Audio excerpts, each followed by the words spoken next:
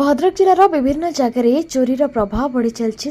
आज भंडारी पोखरी ब्लॉक सोलमपुर पंचायत दांडकूल गाँव में अद्वैत महांती घर विलंबित राति कि दुर्बृत्त घर झरका को काटी समस्त अलंकार सहित नगद 20,000 टंका सुना रूपा और विभिन्न जिनिस सहित कागजपत्र सहित घरे कलाकना बुलाई तेज चोरी होता सामग्रीर आनुमानिक मूल्य लक्षाधिक टंकारु ऊर्ध्व हेब बोली सूचना मिली।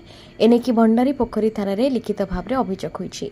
पुलिस खबर पाई घटनास्थल में पहुंचवा सहित साइंटिफिक टीम पक्षर संधानी कुकुर साहाय्य तदंत आरंभ करिसेंति। तेबे देखाजाऊ पुलिस केमिति ए गैंग को धरि पारि सक्षम होइछि। गत किछि दिन हेब लगातार भंडारी पोखरी अंचल में विभिन्न स्थान में थिबा मंदिर मानकरू बारंबार चोरी होउथिबा मध्य अभियोग होइछि। जे जणा पडुछि जे दुर्बृत्त मानकर पुलिस प्रति भय कमिबार लागि रहिछि। फल दिनकू दिन चोरी प्रभाव बढ़िबार लगी। भद्रक शिशिर कुमार स्वाईं का रिपोर्ट सृष्टि न्यूज। कल राति आम राति 11:30 राति आम शोलु आ 12टा राति आम छुआ जाते पूरी सब आसिले आसला खाई पीक आम 12:30 1 सुधा शोलु।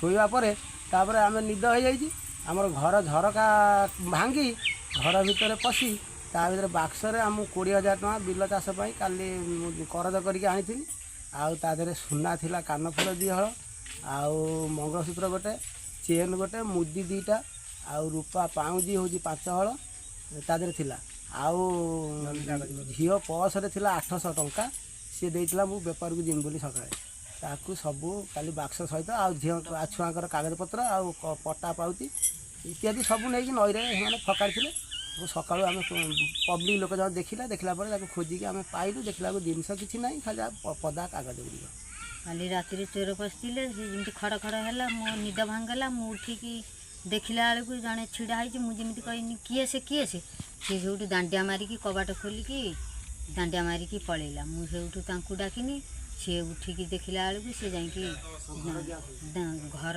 पूरा गैस दांडिया मारिकी गला बेलू सी सबू नहीं जाइए बाक्स बाक्स सबू नहीं जाइए देखला घरे किसी ना कौन नहीं सुना नहीं जाइए आउ रूपा नहीं जाइए टंका 20,000 नहीं जाइए झील पर्सरू 800 टंका नहीं जाइए बाक्स सहित टोटाल उठेकी नहीं जाइए।